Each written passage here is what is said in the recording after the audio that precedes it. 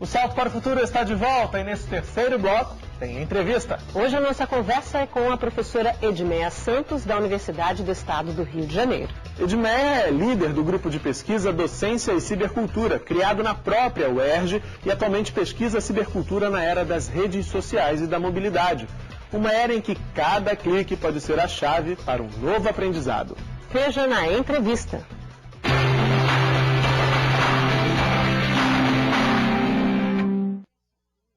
Edmeia, prazer recebê-la no Salto para o Futuro de hoje. Vamos começar essa nossa conversa falando exatamente de cibercultura. Edmeia, esse é um conceito que tem sido muito discutido e talvez até mesmo por conta disso possui muitos significados. É possível, em que medida, definir cibercultura? Bem, vamos começar conceituando cibercultura, né? Porque em tempos contemporâneos a gente deve evitar definir as coisas. Mas cibercultura, em poucas palavras, é a cultura contemporânea, né? Mediada pelas tecnologias digitais em rede. Na verdade, muitos dizem que as tecnologias são as protagonistas, mas na verdade há um híbrido entre todo o desenvolvimento científico, o próprio uso das tecnologias e seu desenvolvimento e os usos, né, que os praticantes, que os sujeitos culturais fazem dessas tecnologias. Então, em poucas palavras, é a cultura contemporânea, estruturada, mediada por tecnologias digitais em rede. Bom, como você acaba de pontuar aí, um equívoco muito comum na interpretação desse conceito de cibercultura, a ideia de que as tecnologias são aí as grandes protagonistas dessa cibercultura. Queria que você falasse um pouquinho disso, Edmeia. O equívoco está em colocar a tecnologia na centralidade, né? Mas não há cibercultura, não há cultura contemporânea sem as tecnologias digitais em rede, né? As tecnologias digitais em rede, elas estão na base dos processos produtivos, não só no modo de produção, mas nos modos de conhecer, né? E a gente deve entender que a apropriação dessas tecnologias, seus usos, são, na verdade, o que a gente poderia chamar de protagonismo, né? Então, na relação com essa mediação pedagógica, né, inclusive tem uma teoria bastante discutida no meio acadêmico, que é a teoria do ator-rede, né? Não podemos nem protagonizar os seres humanos, porque senão a gente cai naquela coisa humanista, né? E também não protagonizar a tecnologia em si, até porque elas são artefatos culturais produzidos pelo próprio homem, né? Então a relação é híbrida, os sujeitos se constituem produzindo e se constitui produzindo por essas tecnologias. Então não dá para trazer na centralidade sem considerar o humano, a cultura e a sociedade mais ampla. Então o grande forte é exatamente essa relação. Essa relação. Os sujeitos e essas diferentes tecnologias digitais. Exatamente. Então o que contribui, pensando nesse tempo ao qual você acaba de se referir, o que contribui para que estejamos todos inseridos nessa cibercultura? Bom, uma vez, né, que as tecnologias digitais em rede estão na base da sociedade, elas formam a infraestrutura, elas estruturam os processos de aprender, de ensinar, de pensar, de conhecer, de produzir, não dá para pensar a sociedade contemporânea sem as tecnologias digitais, sem os seus usos e os fenômenos que emergem dessa tecnologia, né? É muito mais, né, quando o assunto é educação, não é uma questão de usar porque está na moda, porque está na sociedade, né, porque vem para a escola, né, porque a escola agora tem laboratório de informática, tem computadores móveis. As tecnologias digitais estão na base da sociedade, né, formam a infraestrutura. Bom, agora a gente vai falar da relação entre cibercultura e educação, como você acabou de apontar na última resposta. Quando se fala de tecnologia hoje em dia, Edmeia, a gente está falando de uma velocidade muito grande de transformação. Novos recursos, novos aparelhos, novos artefatos que são criados e chegam ao nosso cotidiano com uma velocidade impressionante. Como é que você analisa a relação entre essas mudanças tecnológicas e as transformações nos currículos? Bem, a grande diferença, né, dessas tecnologias digitais em rede, principalmente as tecnologias digitais que conectam, né, a cidade com o ciberespaço, é que essas tecnologias elas não só estruturam, como eu falei anteriormente, a base material, mas como também toda a base simbólica e de linguagem da sociedade, né? Então as mesmas tecnologias que estruturam processos de aprendizagem, porque a tecnologia digital ela não só produz, como ela difunde, informação em rede, e ao interagir com essas informações em rede, com outros seres humanos, os sujeitos transformam essas informações em conhecimentos, que uma vez materializadas digitalmente, viram novas fontes de informações para outros sujeitos. Então, as mesmas tecnologias que estão na base, né, dos processos produtivos e de conhecimento, também produzem subjetividades. Né? Então, o grande barato, vamos dizer assim, né, de pensar o digital em rede para a educação, é que a educação ela está muito mais próxima da cena cultural e do universo cultural, de onde estão e atuam os praticantes, né, os sujeitos de uma forma geral, que fazem uso dessas tecnologias para além dos espaços formais de aprendizagem. Então, quem pode dizer hoje que não aprende ao interagir com a internet, né? Com todas as redes sociais, com todas as comunidades de aprendizagem, não só de forma autodidata, né? Interagindo e fazendo seus próprios percursos de navegação e de interatividade, mas também com o outro, uma vez que a gente se aproxima, né, desses tantos outros que estão no ciberespaço, por identificações da nossa própria subjetividade. Bom, ainda pensando nessa relação entre cibercultura e educação, a cibercultura traz novos desafios, novas demandas para quem está pensando o currículo nas escolas? Totalmente, né? Principalmente porque o entendimento sobre a noção de currículo para muitos educadores, para muitas escolas e até para muitos gestores, é que o currículo é aquele conjunto de conteúdos que precisam ser ensinados, né? É toda aquela listagem de conteúdos pré-estabelecidos que vem, né, dos ministérios, das secretarias, aquela noção que centra currículo na escola, como se a escola e a universidade fossem os únicos lugares, né, os únicos espaços de ensinar e de aprender, né? Mas se a gente entende currículo como essa construção cultural, social, produzida na escola, pela escola, mas em comunicação com outras redes educativas, até porque conhecimento não é aquilo que a gente adquire, né, ouvindo ou simplesmente consumindo signos, mas é algo que é tecido com o outro em rede. A cibercultura traz em potência, né, um entendimento diferente sobre o currículo. Né? Porque a cibercultura não é o movimento cultural que fica apenas no ciberespaço, a partir do que os sujeitos culturais produzem com a mediação das tecnologias em rede. Mas a cibercultura é a cultura contemporânea que conecta várias redes via mediação do digital. E isso não fica só no ciberespaço, né? Mas afeta totalmente a cidade e todos os equipamentos culturais, inclusive a escola e a universidade. Bom, o título do programa de hoje é EAD antes e depois da cibercultura. E eu te pergunto, Edmeia, houve de fato grandes mudanças nas formas de se pensar e de se fazer educação à distância? Completamente, né? Principalmente porque a educação à distância, né, em poucas palavras, é uma modalidade educacional, né, onde os sujeitos da comunicação e da aprendizagem não estão no mesmo espaço, né, e nem sempre no mesmo tempo, né, construindo o conhecimento, né, nessa relação espaço-temporal.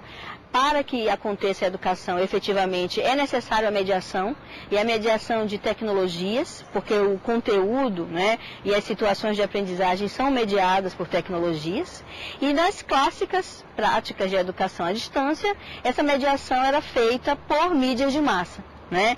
Mídias que separam o polo da emissão dos polos, né, diversos da recepção. Uma vez que a gente tem tecnologias que não fazem mais essa dicotomia entre emissão e recepção, são tecnologias, inclusive, que nos ajudam a pensar ou a ressignificar essa noção de distância, né? Porque com a internet, as redes sociais, os ambientes virtuais de aprendizagem, as tecnologias de videoconferência e tantas outras tecnologias em rede, estar geograficamente disperso não é estar distante. Né? Então isso muda completamente essa noção de currículo e de prática pedagógica na educação à distância. Por conta disso, alguns pesquisadores, inclusive você, utilizam o termo educação online em vez daquela ideia de educação à distância. É isso?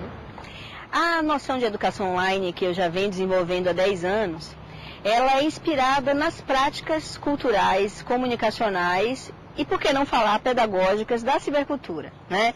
Então as pessoas envolvidas com a cibercultura, elas se encontram, elas buscam redes, elas formam grupos, elas acessam informação, mapeiam informação e produzem, né, outros saberes articulando várias mídias. Não só individualmente, mas com o outro via essa mediação. Então, uma vez que eu estou geograficamente dispersa, mas que eu posso me comunicar com o outro via rede, né, via ambientes virtuais, softwares de redes sociais, eu acho que não é tão interessante mais falar de distância. Né? Porque estar geograficamente disperso não é estar distante. O que muda para o professor, então, quando a gente fala de educação online, quando a gente fala dessas novas demandas trazidas pela cibercultura? Na educação à distância convencional, mediada pelos meios de massa, a exemplo dos impressos, dos próprios audiovisuais, a autoria do professor está concentrada na autoria do material didático. Né? Então, muitas vezes o professor ele produz o desenho didático de uma situação de aprendizagem, ele produz o conteúdo, né?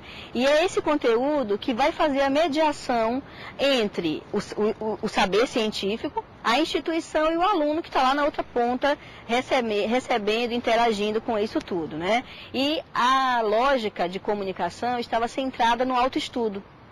Com a internet, com a cibercultura, a gente não só lança a mão do autoestudo, mas sobretudo da aprendizagem colaborativa em rede. Né? E isso muda tudo. Então o professor, além de produzir esse conteúdo, articulando mídias, fazendo convergência, ele tem um papel fundamental, que é o papel de fazer a mediação dessa comunidade de aprendizagem, garantindo a densidade dos conteúdos, fazendo novas provocações, arquitetando novos percursos de interatividade. Então o papel do professor, ele efetivamente é um papel de mediador de todo esse processo de ensinar e de aprender. Bom, Edmeia, agora a gente vai encerrar essa nossa conversa nessa tarde agradável.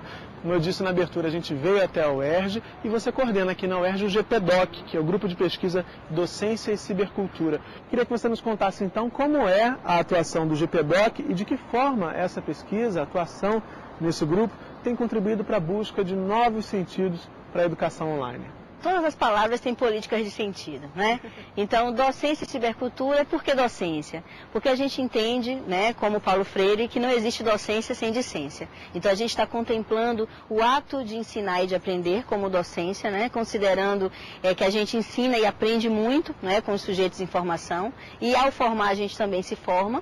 E cibercultura porque é exatamente o nosso tempo, né? É a cena cultural do nosso tempo, que tem nos apresentado outras possibilidades de ensinar, de aprender, para além da formalidade legitimada pela modernidade, né? Para além dessas aprendizagens construídas na escola e na universidade. Até porque escola e universidade também já não são mais os mesmos diante, né, dessa cena cultural mediada por tantas redes. Então, o nosso grupo de pesquisa, ele se preocupa em investigar, né, esses fenômenos da cibercultura, como as pessoas interagem, produzindo conhecimento e efetivamente cultura, né, e como que a gente pode se inspirar nessas práticas de autoria e de rede para repensar, né, e ressignificar esse currículo escolar e da própria universidade.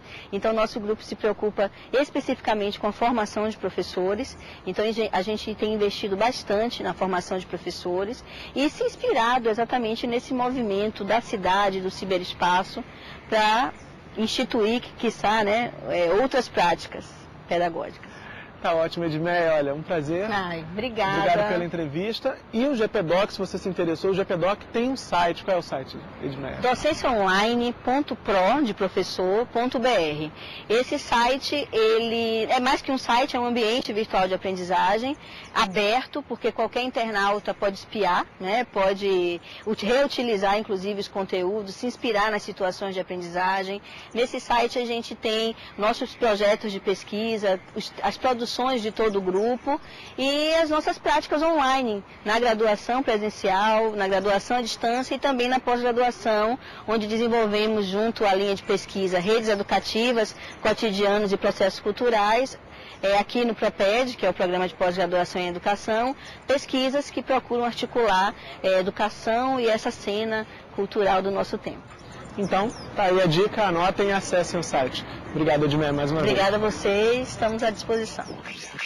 Durante a entrevista, a professora Edmeia Santos explicou o significado do termo cibercultura. E é sobre cibercultura a pergunta do Mosaico hoje.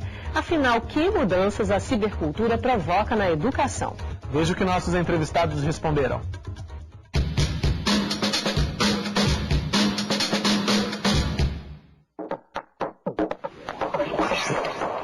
Eu acho que o que muda basicamente é uma potencialidade, uma possibilidade muito mais forte da interatividade, né?